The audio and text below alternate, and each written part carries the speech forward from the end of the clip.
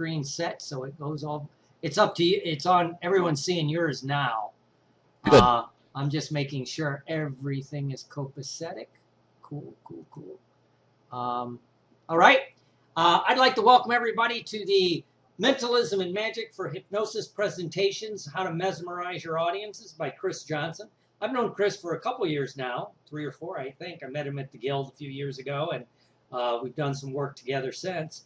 I'll let him talk about that. But it's, you know, I know he's a working magician. And those of you who see me present, you know, you see me do my bad card tricks and my mind reading stuff, you know, because I find it fascinating. And I know he's going to talk about a few things on why it's important. You know, I've used it to warm up an audience, like when I used to do more corporate shows and you walk in and they're nervous and, you know, you're trying to break the ice. I know Chris is going to talk about, or they want a little bit longer show. You know, most of my stage shows go between 45 minutes to an hour, and that's pushing it. And if they want more, I had to add stuff. And I just like Mentalism and Magic. I think it sets a beautiful mindset for the audience when you're doing hypnosis, or even a hypnosis demonstration.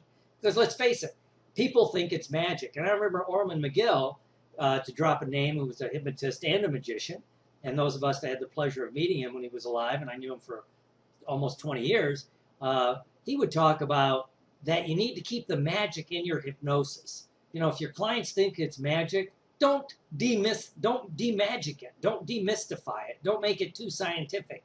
You know, one of my complaints I always say is when a hypnotist says it's just like meditation or it's just like relaxation. Well, if that's true, why are they paying me $1,000 for their 4-session weight loss program? You know, but that's my own thing. And I love when people say, oh, it's like magic. Then you do a little card trick. And it's all about, as I know he's going to talk about, suspending disbelief, which is what we talk about with hypnosis anyway. And for, you know, audiences to get into magic, they're suspending disbelief. It's setting up the stage hypnosis beautifully, not the opposite. You know, and it adds a little power and credibility. You know, it's all about leverage up on the stage. You hear me talk to my trainers training. You leverage that power. You're up there, use it. And so it's my pleasure to introduce Chris. I know he's been doing professional magic for over a decade. He makes a good living at it. In fact, he's added the clinical aspect in the last couple years to augment his magic profession. And I know he's not going to get rid of his magic. And he's just building it up.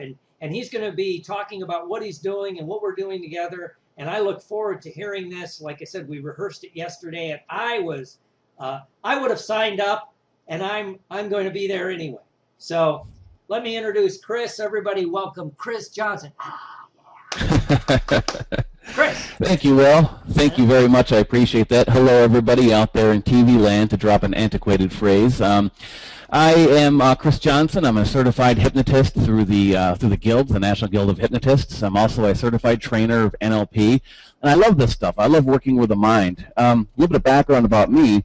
I have been a professional entertainer for over 15 years, and I went pro full-time. In other words, you know, no day job to support me or anything like that a decade ago, a little bit over a decade ago. Literally on my wedding anniversary is when I celebrate each year, because I was on my honeymoon. And my wife pushed me because I was working at a dead-end job that I hated, and I was doing really well with magic, but I was afraid to take that leap. So my wonderful wife encouraged me to take that leap and become a full-time magician, and I never regretted it. I only regret not doing it sooner. In the last several years, I've made over $100,000 a year doing magic shows, and I've augmented it with stage hypnosis in the last couple of years doing clinical work and everything, but my 6-figure income comes from doing magic and mind-reading presentations. And I don't say that to brag. You know, there may be folks on the call making a lot more than that than me in magic. I don't know, you know, our demographics, but I do know that you can make a really good living at this, and I'm living proof. So I've been doing magic professionally for 10 years, full-time, and in 2005 I added stage hypnosis to my regime, because I had a friend of mine in Texas who was also a magician, and he sent me a tape, and he's like, I just learned stage hypnosis, and this is so amazing. And so I started doing stage hypnosis, and I was fascinated by it because there's no props, and it's real, whereas magic and mentalism, the practitioner doing it, we know that it's deception and sleight of hand or whatever skill sets we're using, psychology and that sort of thing. But hypnosis was real, so I became fascinated with hypnosis. Started doing stage hypnosis shows. Not long after that, I do a stage show, and people would say, "Oh goodness, Chris, can you help me stop smoking or lose weight?" And then I decided to get my clinical certification through the Guild, and met Will. Actually, I had a lot of Will's products, so when him and I finally met face to face, I felt like I knew him forever. And I'll tell a funny story about that at the trainers training in November. But been mentoring with him for the last year and seeing my clinical business skyrocket. I still love stage performing. I'm simply looking to get off the road quite a bit because I stay in a hotel somewhere between 150 and 200 days a year. I quit keeping track of it because I got depressed.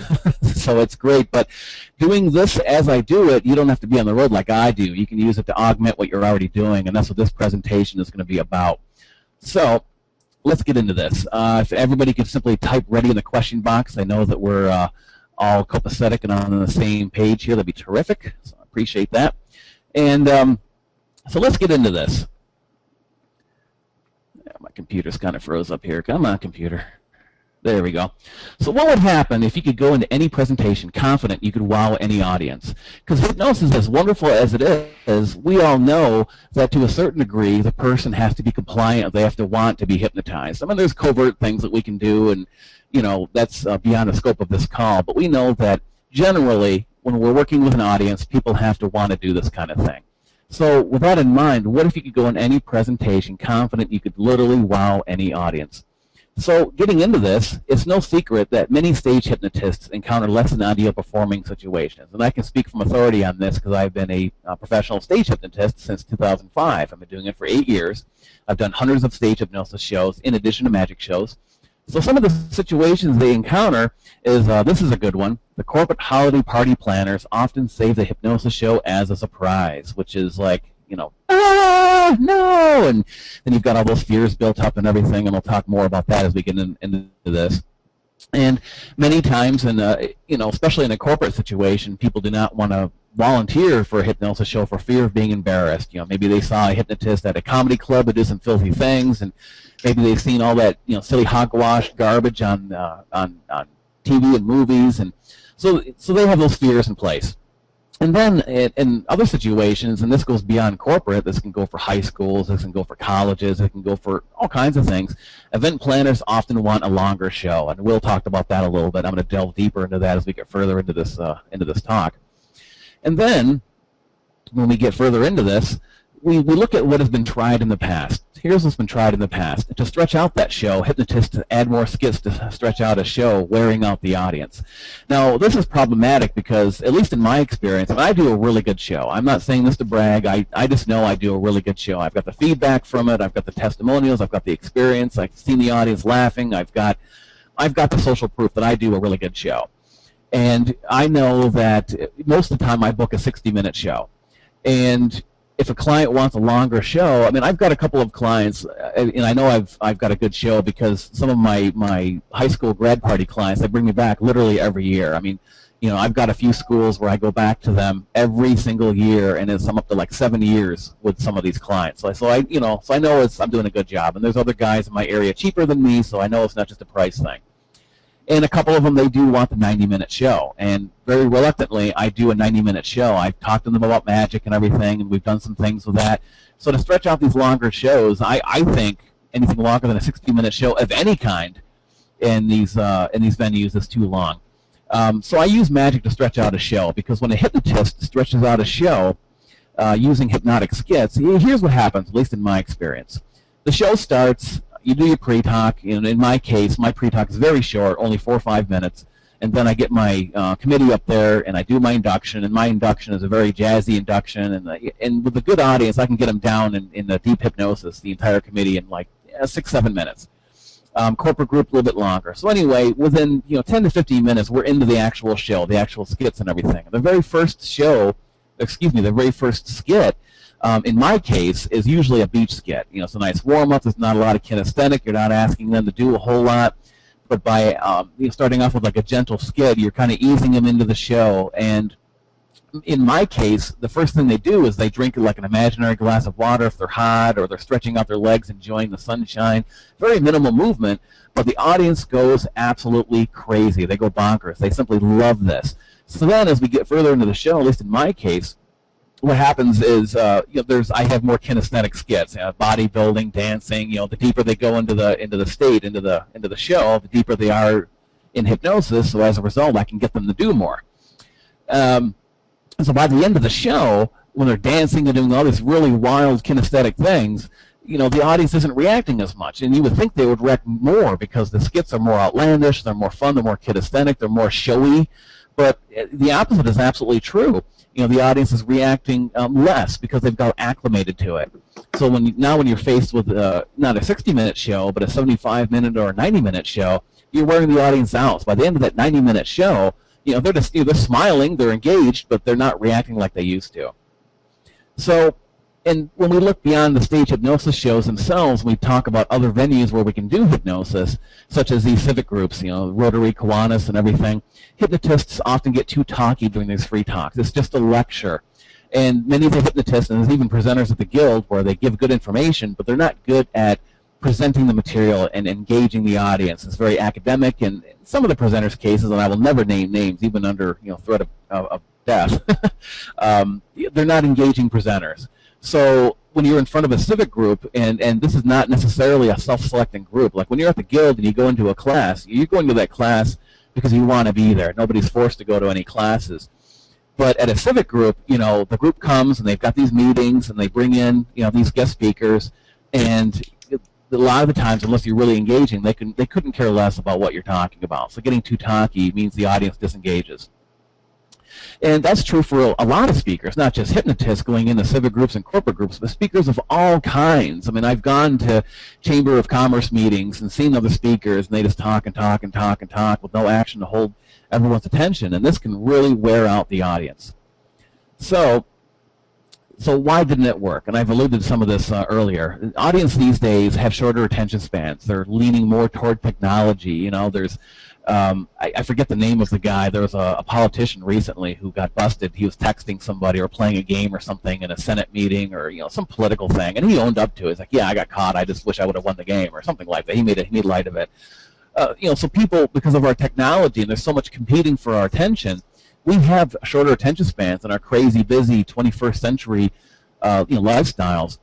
And as I alluded to in the last slide, in a longer hypnosis show, the audience gets acclimated to a show. By the end of a 90-minute or, God forbid, 120-minute stage hypnosis show, they don't react nearly as much. As I talked about earlier, because of the myths of hypnosis, people are often reluctant to volunteer. I mean, even when people come into my clinic, they're looking for help. They're nervous and like, "You're not going to make me cluck like a chicken, are you? Because my husband would love that," or that kind of thing. So there's a lot of different reasons why a hypnotist in front of a group doesn't fully engage the audience. And this is another thing I alluded to, and some of these things bear repeating, which is why I repeat some of these things. As HR directors at corporate events don't think through a hypnosis show. In other words, they don't understand what it is. I just booked one yesterday, a 60-minute show. She wanted a 90-minute show, but I booked her a 60-minute show for a corporate group I'm doing in December. And she literally said, "I have your volunteers picked up for you." And I said, "No, you don't." And I told her all the reasons why that was not applicable. So, there's a lot of different things, but those are the big reasons why it didn't work. So here's why adding magic to your repertoire, so to speak, can help you, even if you have no desire to do a formal stage show, so to speak. It allows you to stretch the length of a show. If you're already a stage hypnotist and you're doing stage hypnosis shows, a lot of what I'm saying will probably resonate with you.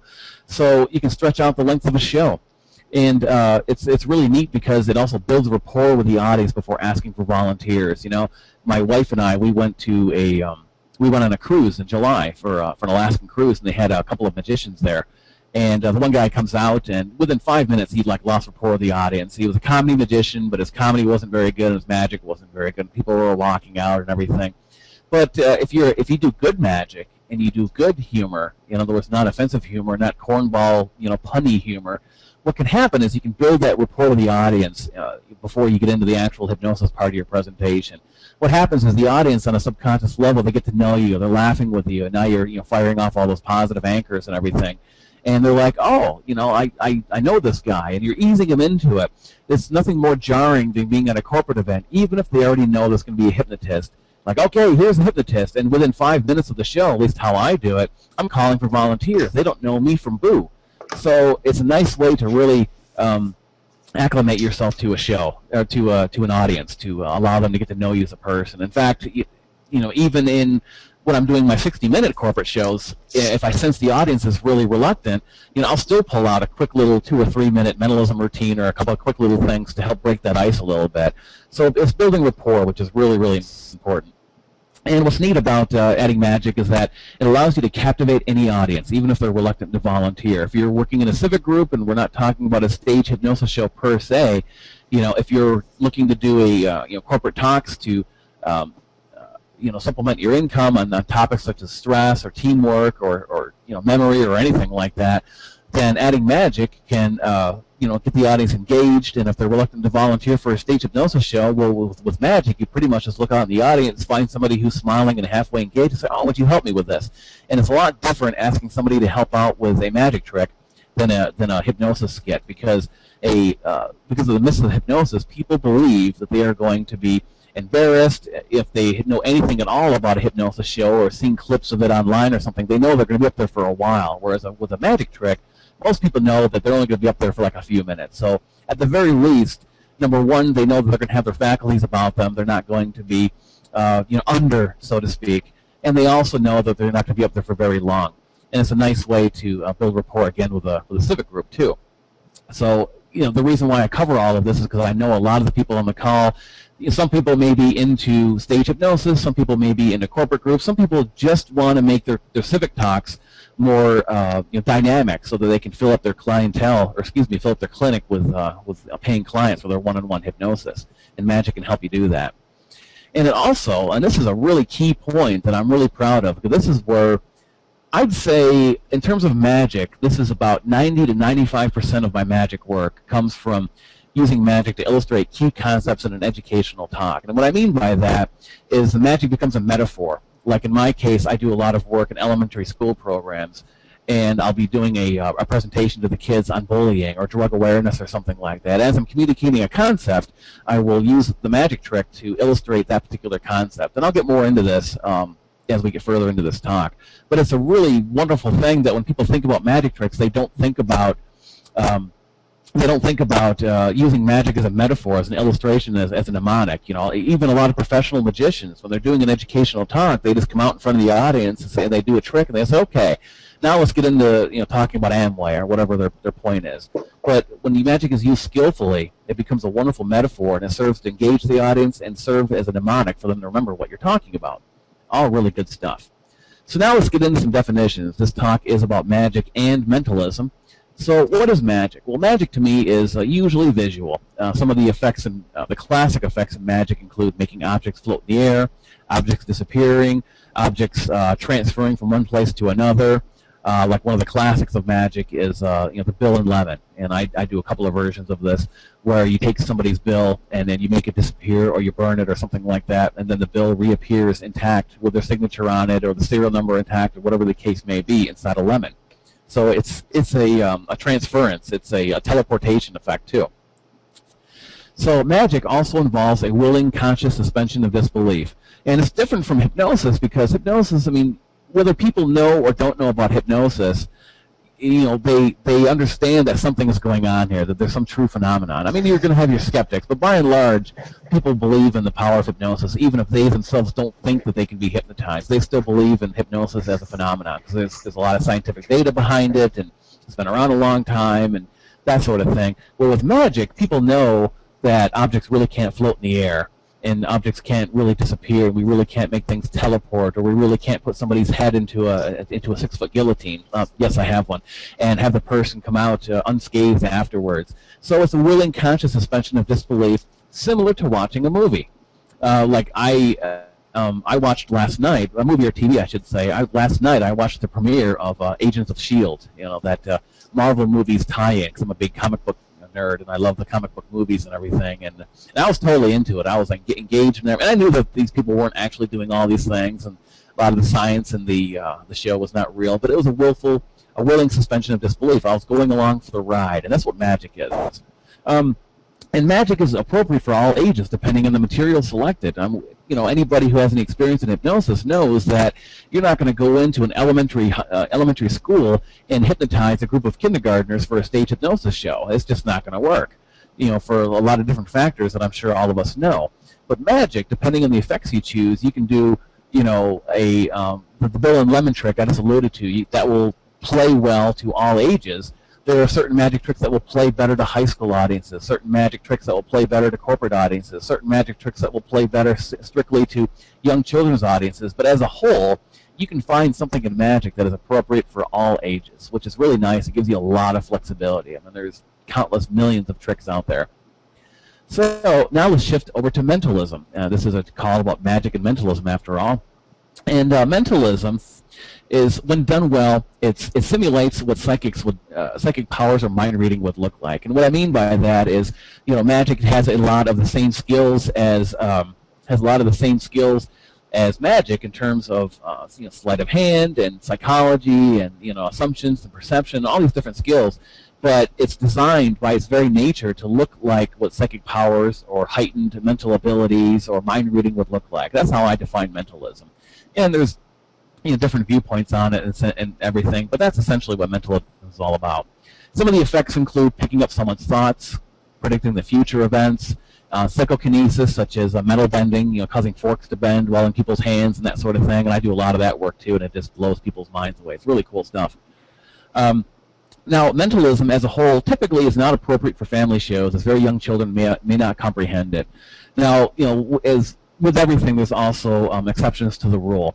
I have a friend of mine who lives in Vancouver, a wonderful performer, does a great cruise ship act, and he's written a book on mentalism for young children, and I actually contributed something to it. But as a whole, there's the belief that mentalism is not appropriate for children. You can alter it, you can make it more kid-friendly, you can do things that make it more visual, but, these are just generalizations. So now, here's what you need to do in 4 steps if you want to add magic and mind reading to your presentations and make them more dynamic to your stage shows and such. So first, look at your show, your personality, and your usual performing conditions. And what I mean by that is if you're a stage hypnotist who does mostly cruise ship work, then you're going to have a certain performing conditions to consider. You have certain angles, you've got certain technical requirements. If you're like me, and a lot of your stage hypnosis shows are in high school post-prom parties and grad parties and holiday corporate events. Those are basically my 3 main things. Then there's certain performing conditions I can expect to look at. Also, look at your personality. Who are you as a performer? You can take a magic trick and you can present it several different ways. You can take the same trick.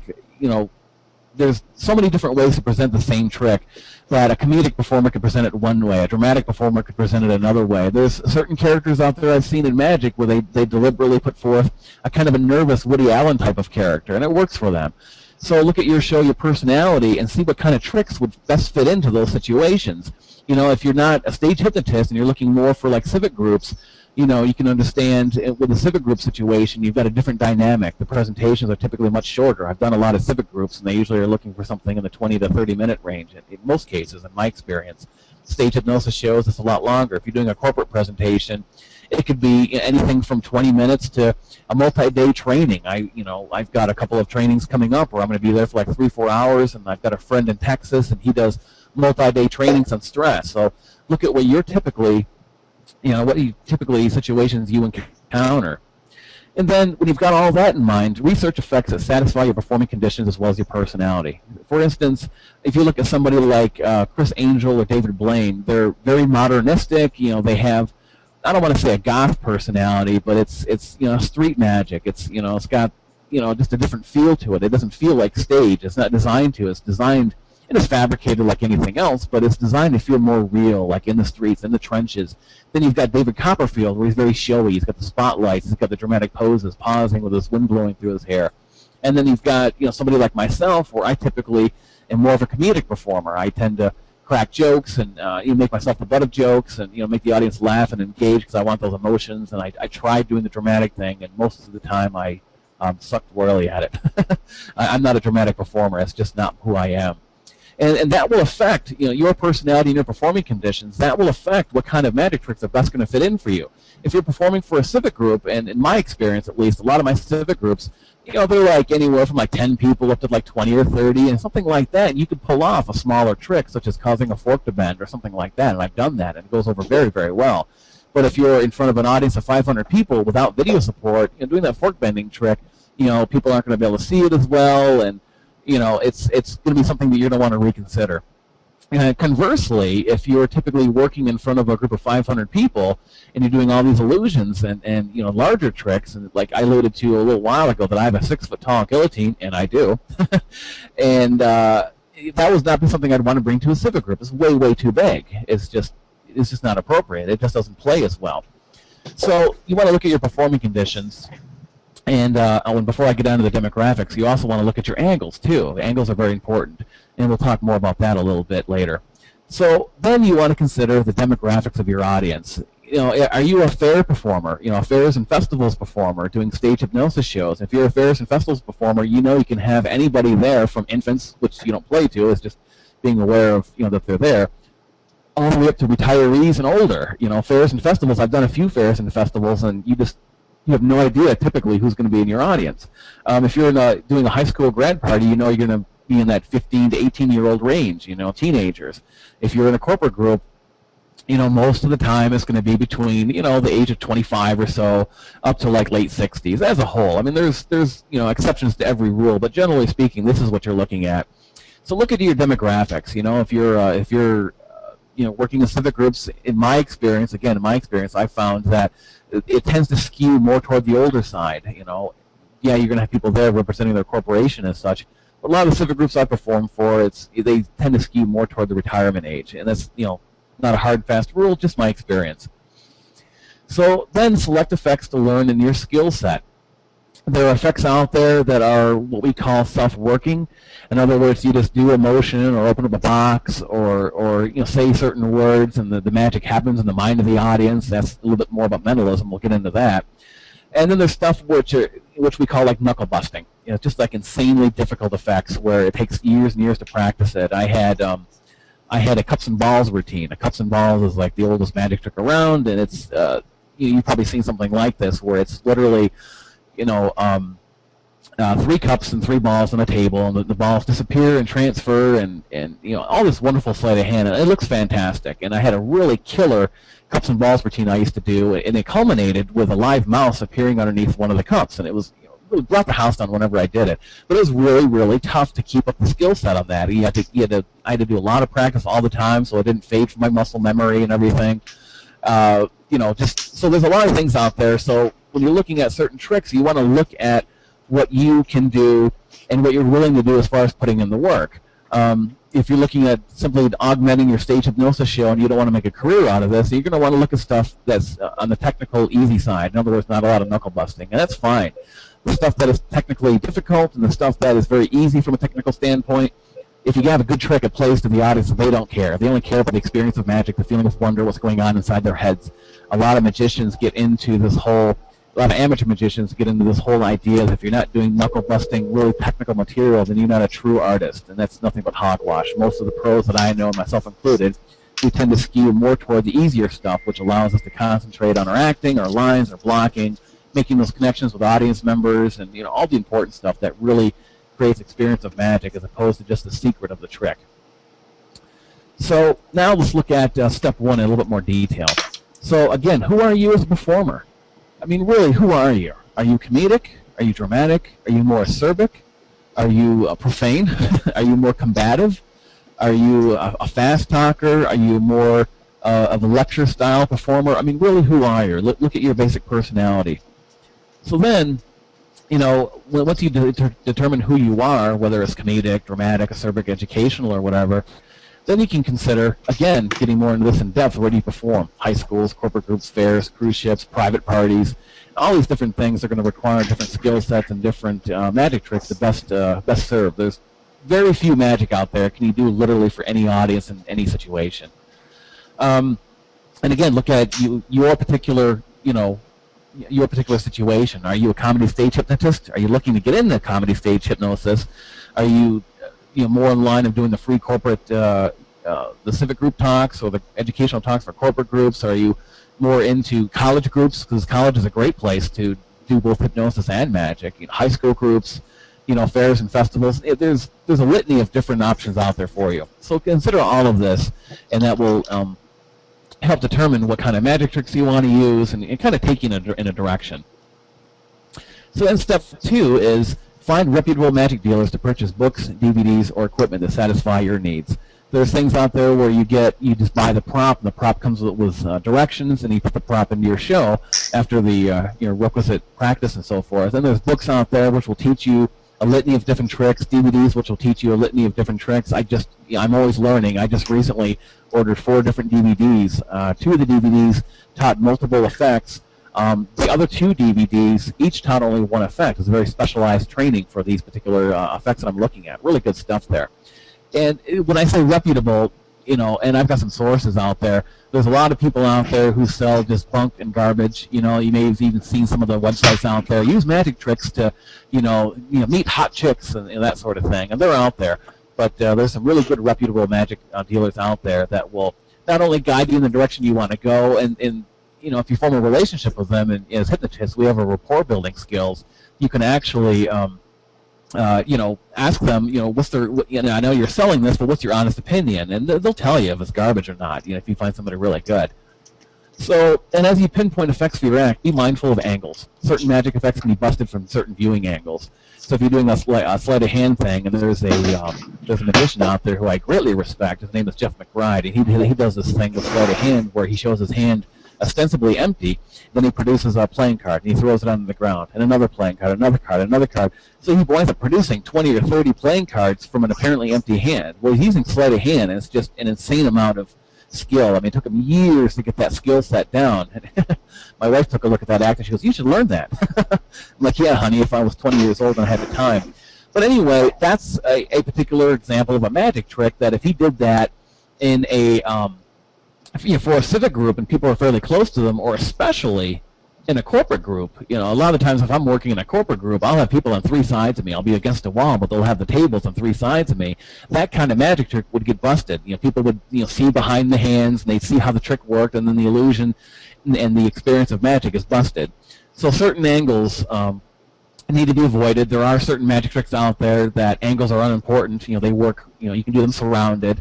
But, you got to dig for those kind of tricks and be aware of what you're buying. And next, does your magic tricks play to your audience's sizes? So, as it says right here in the slide, for example, don't do a simple coin vanish for a group of 500 people in a gymnasium. It's not going to play. I was working at a high school group one time, and I honestly don't remember if I did stage hypnosis or if I did a magic show in the beginning. And it was an educational talk for the kids, and they were having like this whole educational day where after my keynote, I think now that I think about it, I think it was a magic show where I think it was on leadership, actually. And I used magic tricks to illustrate my concepts of leadership, my 9 characteristics of leadership, and the show went very well. And after that, the kids would go from certain group to group in certain rooms for breakout sessions, more pinpointed areas of leadership. And it was a very, it was an entire day on leadership for the kids. Well, at one point, for whatever reason, they had another magician come in, and it was just one of the kids, and he just did this, this is what you're going to do today, Billy, and, they didn't pay him or anything, but he was just there to get his magic out in front of the kids. And he was in the auditorium, and I'd broken down all of my equipment, got it out of the way and everything, and I was doing my own breakout sessions, and I had a break at one point where I was able to see him. I'm like, oh, I really want to see this other magician. And he's like 15, 16 years old, and he's got a little card table in front of him, and he's got a deck of cards, and I knew right away he was in trouble. Because the card table said he was going to do card tricks on this table, designed to be viewed from above looking down. A close-up trick, as a matter of fact. So what he didn't anticipate was dozens and dozens, and ultimately about 100, 150 kids elected to come to this particular breakout session. It was a break in the day, they could take, blow off some steam and everything. And other than the 4 or 5 kids who crowded around his table, nobody could see what he was doing because his magic was designed to be played on that table. So he had like 100 people who couldn't see anything. They were just talking and stuff, and I just walked out myself because I couldn't see anything. So that was an example of somebody who did not take into consideration the size of what his audience was going to be and plan accordingly. So you want to look at, the effects played to your audience size. So then step 3, select effects appropriate for who you will be performing in front of. And what I mean by this is if you're in front of a corporate audience and you're doing stuff that is appropriate for little kids, you're going to lose your audience. You're going to break rapport. Conversely, if you're working for a very conservative corporate group and you're doing things that would most appeal to a high school group, you're going to lose rapport. I'll give you an example of what I mean. There is a familiar plot in Magic, which is sort of a Russian roulette kind of plot, and it's gone through many permutations throughout the years, and every time you turn around, the Magic dealer is offering a new version of this plot. But it's basically something like this. And I do a version of this for my college shows. There's a sharp object, a knife or a nail sticking up out of a block of wood, or a big metal spike or something like that sticking up. The spike is covered with a styrofoam cup. Hello? And then there's several other styrofoam cups that look just like it placed on the table, and then the audience volunteer mixes up the styrofoam cups. Chris is doing his shtick. And the idea is that the mentalist has the plot of it is the mentalist has to read the mind of the volunteer and smash each cup and avoid the one with the sharp pointy thing on it and keep themselves safe. So it's a very suspenseful trick. When it's done right, it gets a great response. It's also very dangerous depending on the method you're using, but I digress. So that kind of trick plays really well to high school kids and college kids, and even middle schoolers if they're older. But corporate groups, as I've discovered, they tend to be a little bit kind of squeamish like that. You can kind of see them going, ooh, and kind of wincing and everything, and they really don't enjoy it. I mean, they really don't. It's just not appropriate for them. So you want to look at your audience and make sure that certain effects are going to play to the audience and be appropriate for them and not offend anybody, not bore them, that kind of thing. And in a general sense, says there, the corporate audience is often drunk. In my experience, not the sales meetings, of course, but the holiday parties, here's what usually happens. The audiences, they come in for their corporate holiday party. Generally speaking, most of these things start like around 6:30. They have cocktail hour, and the schedule always says, we're going to have cocktails for half an hour, then we're going to start dinner at 7 o'clock, and the dinner will get done at 8. The president will say a couple of words, maybe pass out a couple of awards, and you'll be on no later than 8:30. Yeah, right. Most of the time what happens is the venue, the hotel or the restaurant or whatever, does not have all the food ready because they don't typically serve 100 people at once. They're used to a pair of people or 6 people or whatever. So cocktail hour is stretched out from 6:30 to 7:30, a full hour, maybe a little bit longer. Dinner takes until about 9:30 because they're bringing all these plates out. It takes a lot of time to clear everything. By the time the president gets speaking, my 8:30 start time has been pushed back to 10 o'clock. And oh, by the way, the bar has been open the entire time. So as a result, in my experience, although I do a great deal of mentalism for corporate audiences, I make sure that it's the kind of mentalism that is easily understood. There are ways of doing mentalism, even though you're reading minds, where you can make it visual, where people can see what's going on. And it's a lot to get into in this particular call, but you can make the mind reading visible for the audience, but by selecting very careful effects and scripting and so forth. And I also do use some magic tricks during some of these shows for corporate audiences, and I make sure they're clearly understood and fast-paced, not a lot of talking. A lot of comedy magicians come out, and the audience, when they're told they're going to be entertained by a magician, they have the expectation of seeing a magician. And what winds up happening is the magician comes out and he talks for like 10 minutes and tells some of his jokes, some of which hit, some of which don't hit. And the audience is getting restless because they were told he's a magician and he's not getting to it fast enough. So for corporate audience, you typically want things that are fast-paced. Civic groups, they're usually not drunk, at least not in my experience. But visual magic is really good because, again, at least in my experience, I'm qualifying that, a lot of the civic groups I've performed for, they skew more toward the older side. They're a little bit more open to this kind of thing, and a lot of the speakers are kind of boring in the past, so they're open to almost anything that's entertaining. I also use a lot of mentalism for civic groups. Again, easily understood effects and plots. That's typically true for nearly anybody. You want an easily understood effect and plot. There's a lot of magic tricks out there which are very convoluted. In other words, they just don't get to the point fast enough. And as I alluded to before, high schools and colleges, they tend to like and enjoy edgy material. Think Chris Angel and David Blaine without the blood. And that's key. That spike trick I mentioned earlier, that's a really strong one. I also do a magic trick, and I do this for corporate audiences too, and for college audiences, where it's a bullet catch, where a volunteer will come up, and I don't use a gun, I use a paintball. And adds a little bit of a comedic element to it, and the audience member will draw their initials and maybe a smiley face or some kind of a picture on this paintball with a Sharpie, so it's identifiable. It's very it's just one like it in the world. And they load the paintball into the paintball gun. They stand about 20 feet away from me, and they fire, and I catch that sucker in my teeth, and I spit it out into this little paper, this little clear plastic baggie, and they verify that, yes, it's the same one that I signed and all that kind of stuff. It's a great trick, and it has that element of danger to it, and it's one of the few tricks that it's safe enough and, you know, not offensive enough that's going to, you know, irritate corporate audiences, but it's edgy enough that high schools and colleges really get into that. So, you know, those are some examples of tricks you want to look at and, you know, some things to look for. In family audiences, they typically mostly enjoy visual magic, you know, making things disappear. And when I do a family audience presentation, sometimes a school will have me come in and I'll do a fundraiser at night. I do my school assembly educational programs during the day. Then at nighttime, they'll invite the parents in for like a fun family event, and I'll do like a lot of bigger tricks. That's when I haul out the 6-foot-tall guillotine. We get a kid in there to put his head inside. And at the end of the show, I'll float one of the kids in the air, which is really amazing. And then the last thing I do before I end the show is I make it snow on stage. You know, it's called Snowstorm. It's really beautiful. And those are examples, by the way, as a sidebar of marquee tricks. When you're looking at tricks, try to pick things that are easily describable to your clients on the phone. Now, there's a lot of great mentalism tricks that I do, but when I try to explain it to them on the phone, it sounds very dry. So a good marquee trick is something where you say it and the audience instantly has an idea of what it's going to look like in their head. Like, oh, and they understand that. It's a good selling point, too. So, but once again, I digress. So now let's look at step 4. Step 4 is, again, and I've alluded to this before, a lot of the stuff bears repetition. It's necessary to repeat, is that the skill levels for magic vary greatly. You know, sleight of hand, you know, some things are very self-working. A lot of mentalism is very simplistic. A lot of magic is very difficult. There's, you know, very complex, you know, is deep into the rabbit holes you want to go with some of this stuff. You know, you can get as deep into this as you want, or you can simply stick with self-working tricks and make sure you've got tight scripting. It's the scripting, it's the presentation, it's the acting, it's the interaction with the audience members, it's your personality, it's your charisma. It's all of those things are what creates the illusion of magic. It's not just the trick itself. And as I said earlier, most magician professionals lean toward technically easier material because, again, to make those connections with people. Have people lean toward, you know, you as a character and not just the trick. Like, you know, the last thing you want to do is have people think to themselves, oh, if I had that trick box, I could do that trick. No, it's your skill as a performer. Remember, getting up in front of an audience, whether it's simply in front of 6 people at a civic group meeting, or 500 people on a big stage, or 1,000 people. I just had my first show. I had 2,000 people in my audience. It was really, really cool.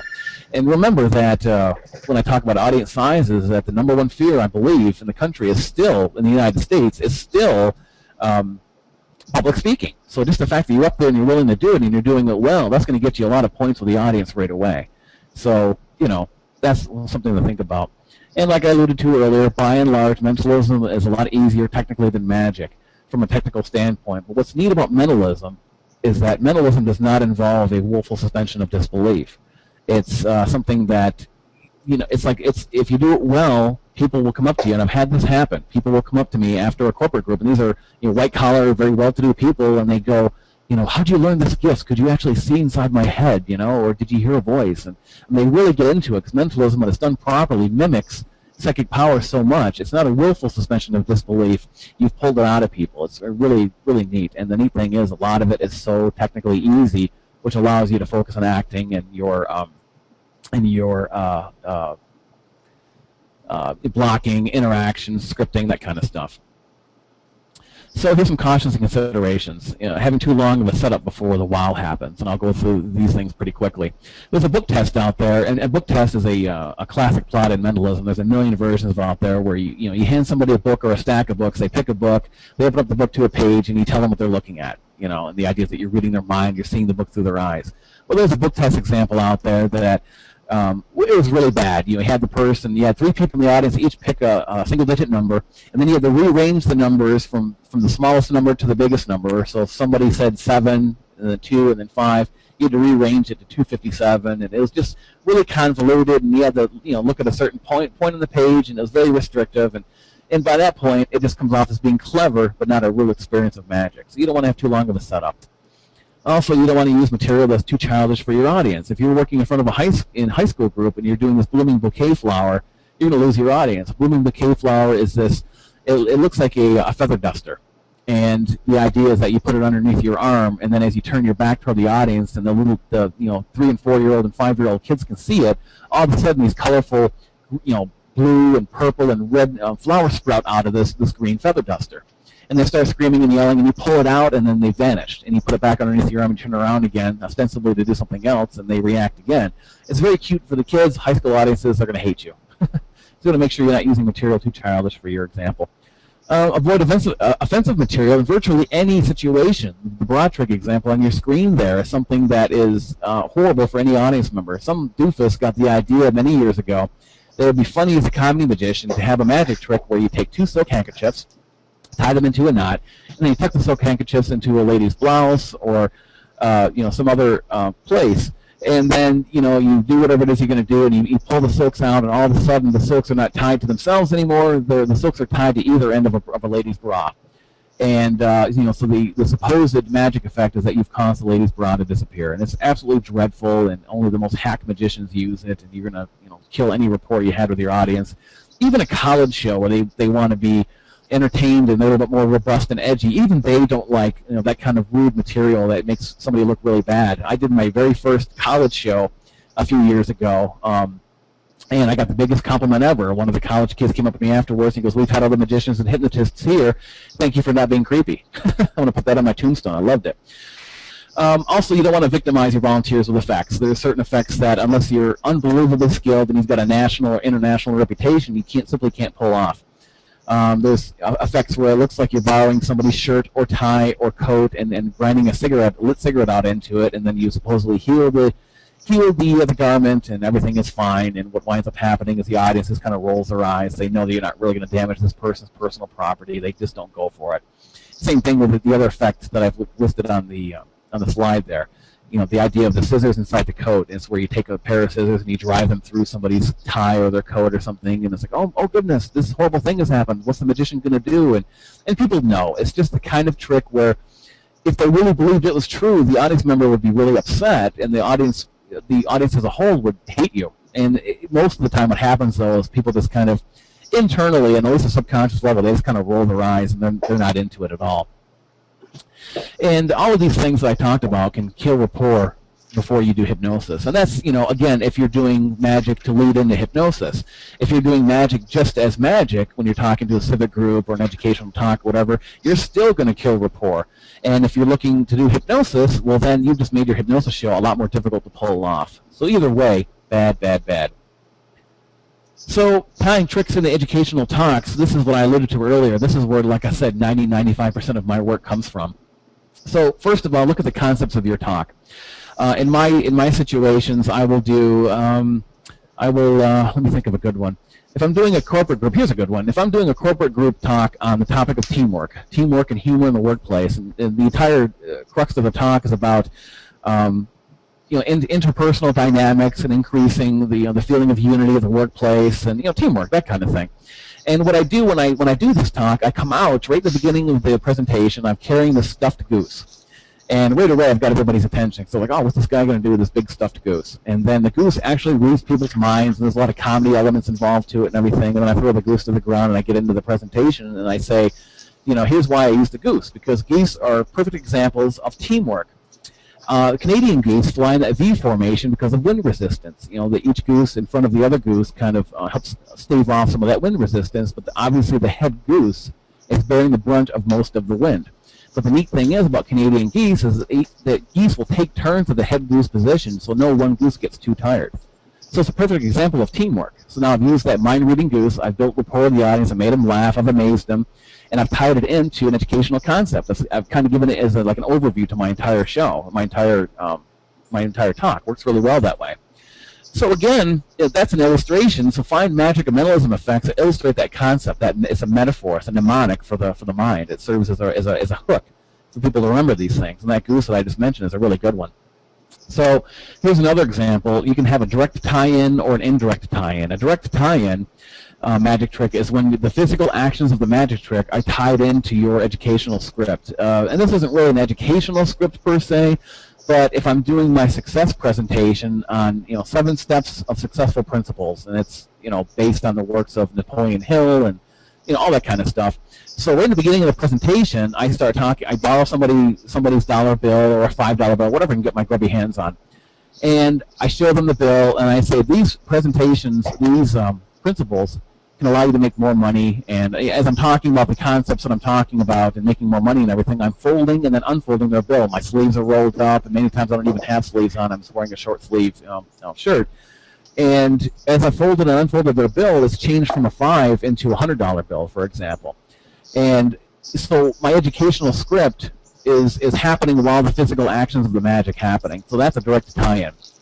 An indirect tie-in is a trick called psychokinetic touches, and that's an example of a trick where I have two people up on stage with me, and before they come up on stage, I talk about influence. And if I'm talking about teamwork in the workplace, for example, the idea of influence is such that we can influence people negatively or positively. So somebody walks into the office and they're in a bad mood, even though they're not physically saying anything with their mouths, with their words. They give off that vibe. Most communication is nonverbal. So now they've negatively affected the mood of the workplace. So it's influence without being aware of it. So to illustrate this, I get two people up on stage, and I have them stand about 20 feet apart. I walk over to the gentleman, tap him on his right shoulder, and I say to both of them, if you felt something touch you, lift your left hand high in the air. And then both of them raise their hand, even the other person 20 feet away, even though I'm not staying anywhere near her.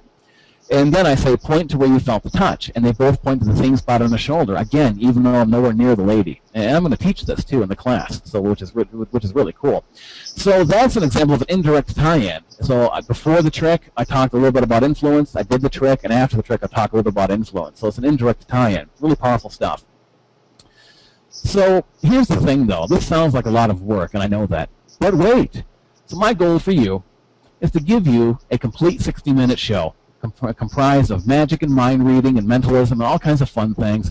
And most of the stuff is stuff you can put together just by going to an Office Max or a Walmart.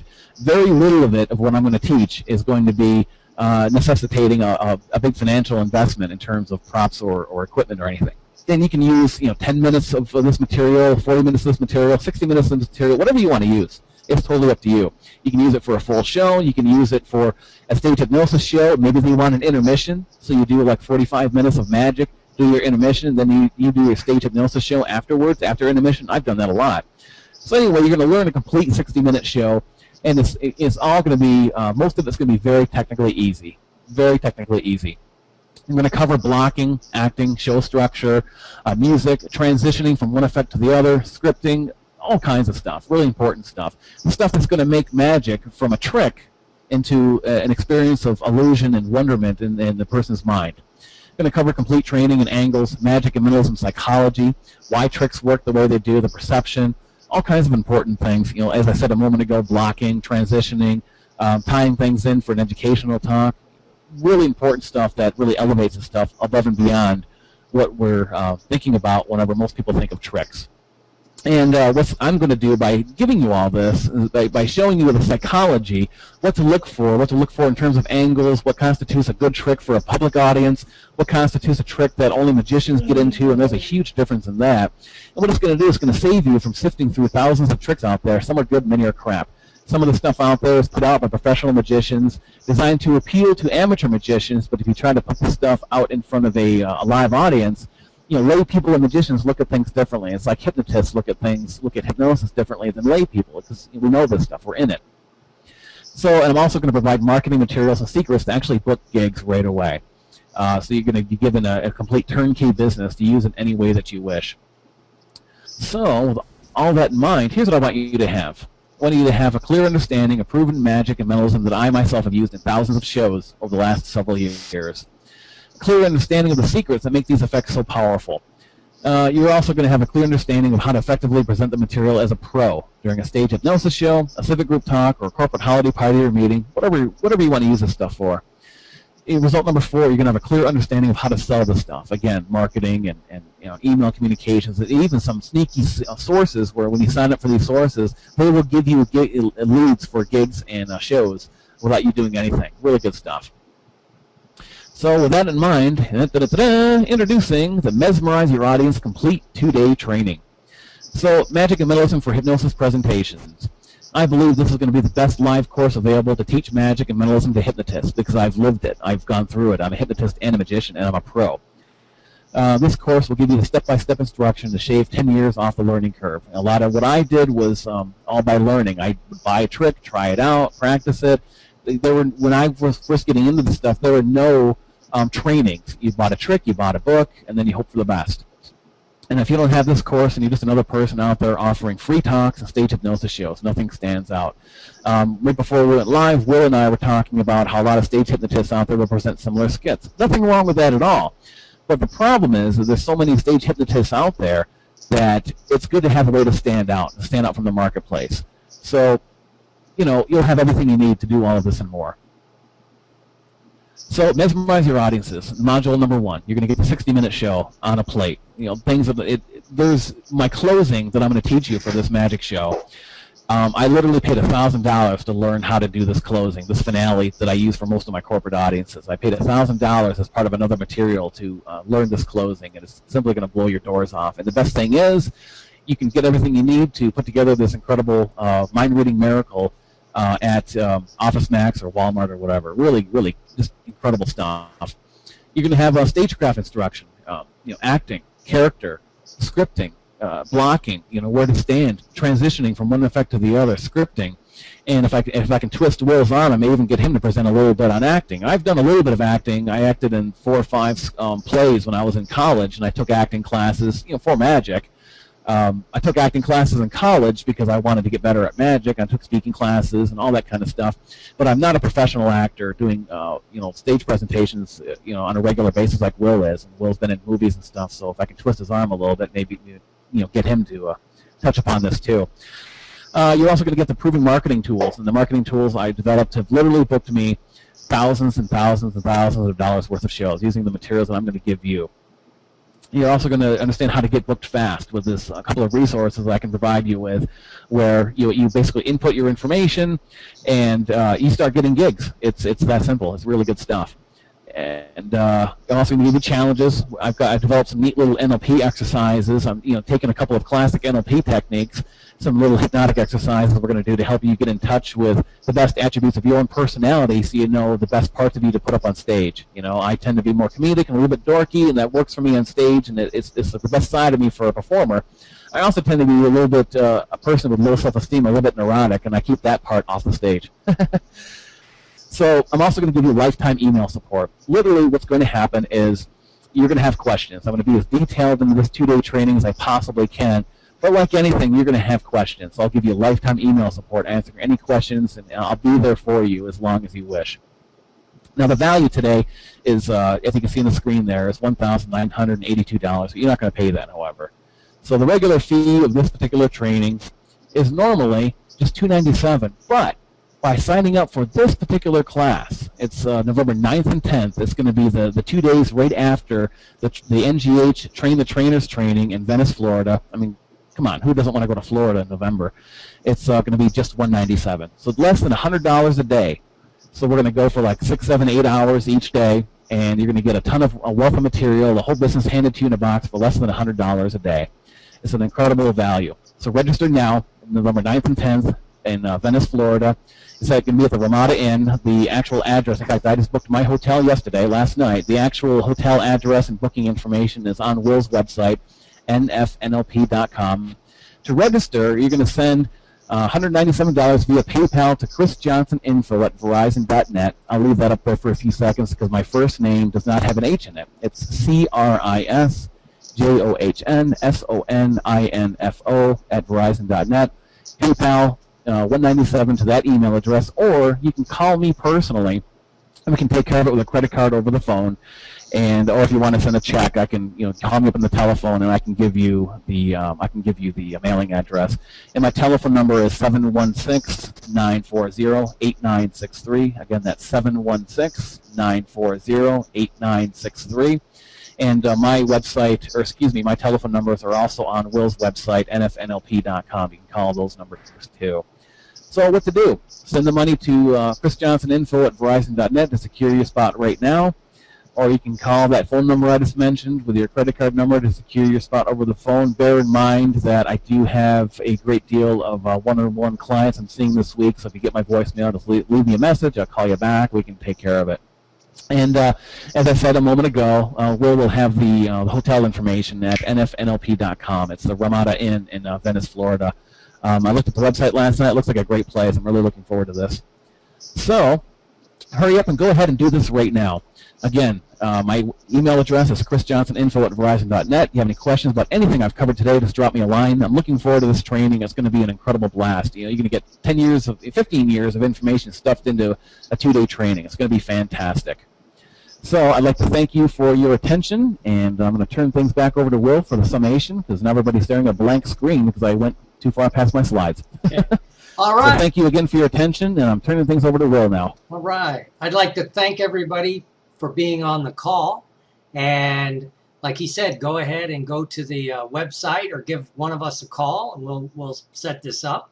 I know several people are coming to the trainers training, the NLP NGH trainers training, and we're adding it on right after that to make it a lot of fun so these people can actually take their skills to the next level.